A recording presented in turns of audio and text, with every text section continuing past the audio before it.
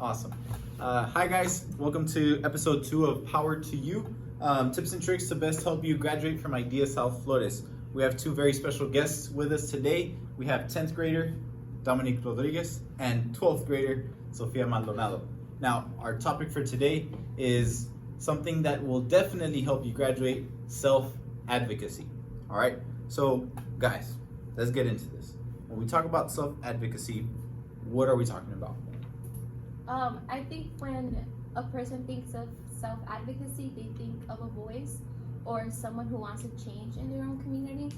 So there's always 2 sides of advocacy: someone who wants a change, and then someone who doesn't because maybe they're too blinded or too shy to actually speak for themselves. Okay.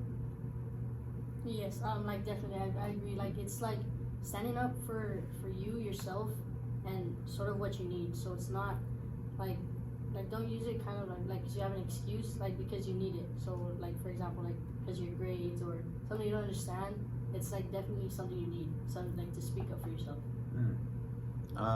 Something that I kept hearing was like a need, right?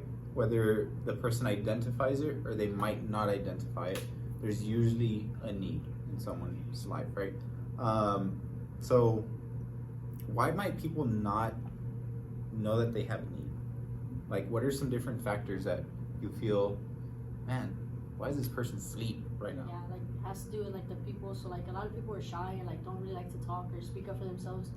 So like if like especially if like you try to speak up for yourself and like say you get like rejected or like they tell you no or they shoot you down, something like that definitely like holds people down and like keeps them from using their voice. So I feel like that plays a big role too. I think so.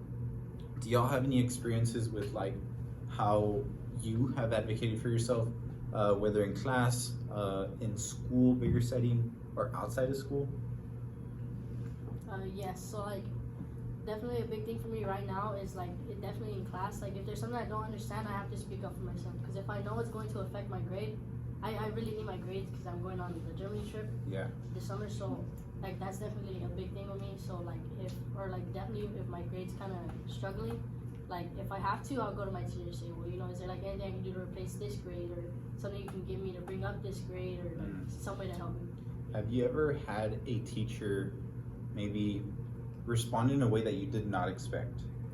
Yes, of course. Like they'll tell me, oh, well, you should have done it when you were supposed to, or done it right the first time, or you know, just stuff like that. And how do you respond to that? Well, there's not really much you can do. I mean, if they tell you no, they tell you no. I mean, it's not really something to take personally. It's just something you have to deal with. And I mean, it's not to be something to be disrespectful about or like be rude toward that teacher because they tell you no. I mean, there's obviously a reason for them telling you no. They're not saying no because they want to, or they don't like you, stuff like that. It's just because there obviously is a reason. So I mean, it's not just be respectful about it. Thank you, yes sir, no sir, stuff like that. Interesting. I like that you pointed that out because it's like addressing that issue with getting rejected. Like the teacher tells you no, like okay, you kind of figure it out, right? It's not the end of the world. What about you, Sophia? Definitely, I have faced hardships with my family personally. So my parents are both undocumented and they're Mexican, so they grew up thinking about machismo a lot. So in my family, my dad was the one who brought the food, brought the money to the house, so we're basically stable because of him. And sometimes when my family asks like my brother or I to do something, my initial reaction is like, why can't you ask me? I have more education than my brothers. I'm in 12th grade, I'm about to graduate. Just because I'm a woman or just because I'm not strong enough.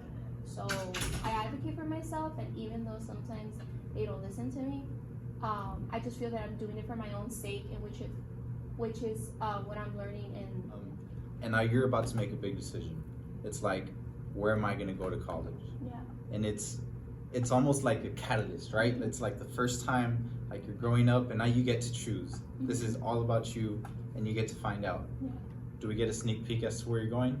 We never know, guys. But we'll see that in college signing day. But what do you think about that? Like, this is a big move. Yeah. I don't know. I think of like free will and moving and becoming someone without relying on other people. Yeah. So like that's a huge takeaway for me, because I had to learn how to step from being a 10th grade student to an IB student and learning a whole new curriculum by myself, because my parents almost do not speak English, so I have to teach myself the content.